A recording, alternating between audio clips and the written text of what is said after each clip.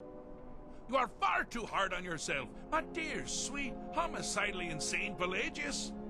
What would the people do without you? Dance, sing, smile, grow old?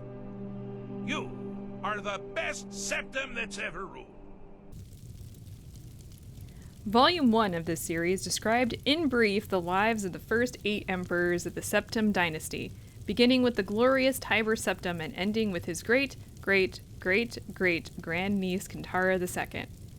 Kintara's murder in Glenpoint while in captivity is considered by some to be the end of the pure strain of Septim blood in the imperial family. Certainly, it marks the end of something significant.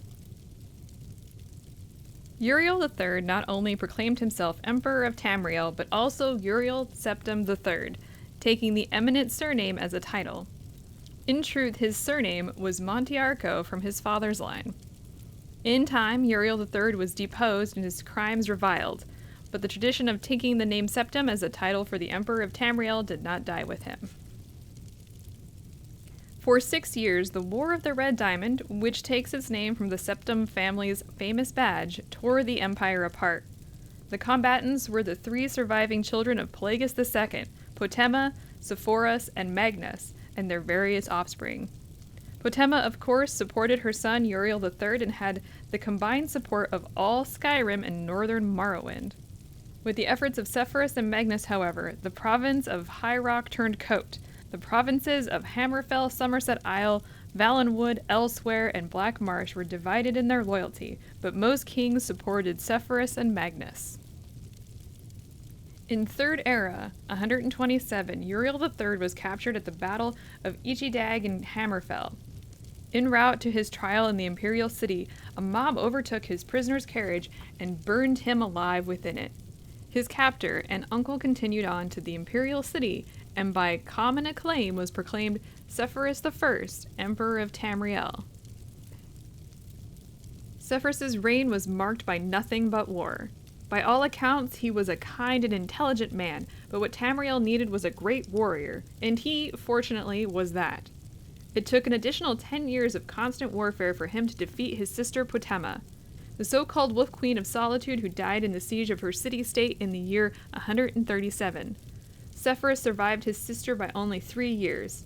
He never had time during the war years to marry, so it was his brother, the 4th child of Pelagius II, who assumed the throne. The Emperor Magnus was already elderly when he took up the imperial diadem, and the business of punishing the traitorous kings of the War of the Red Diamond drained much of his remaining strength. Legend accuses Magnus's son and heir Pelagius III of patricide, but that seems highly unlikely for no other reason than that Pelagius was king of solitude following the death of Potema and seldom visited the imperial city. Pelagius III, sometimes called Pelagius the Mad, was proclaimed emperor in the 145th year of the Third Era. Almost from the start, his eccentricities of behavior were noted at court.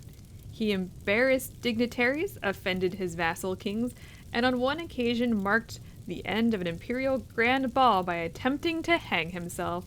His long-suffering wife was finally awarded the regency of Tamriel, and Pelagius III was sent to a series of healing institutions and asylums until his death in Third Era 153 at the age of 34.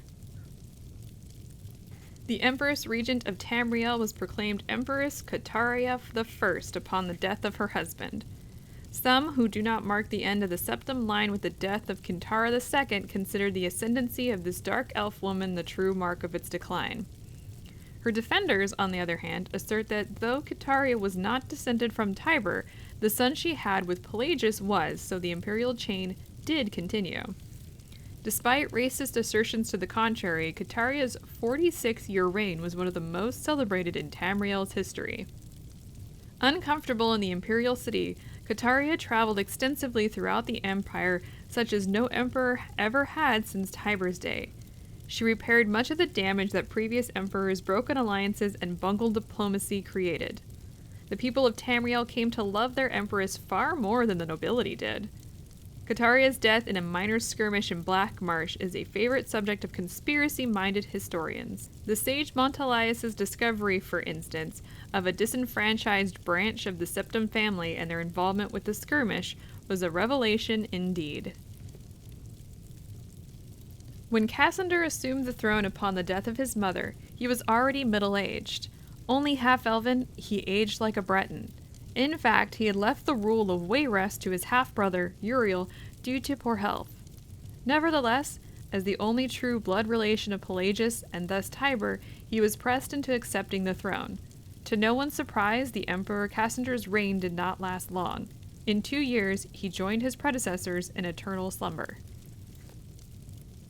Uriel Lariat, Cassander's half-brother and the child of Catara I and her imperial consort, Galaver Lariat, after the death of Pelagius III, left the kingdom of Wayrest to reign as Uriel IV.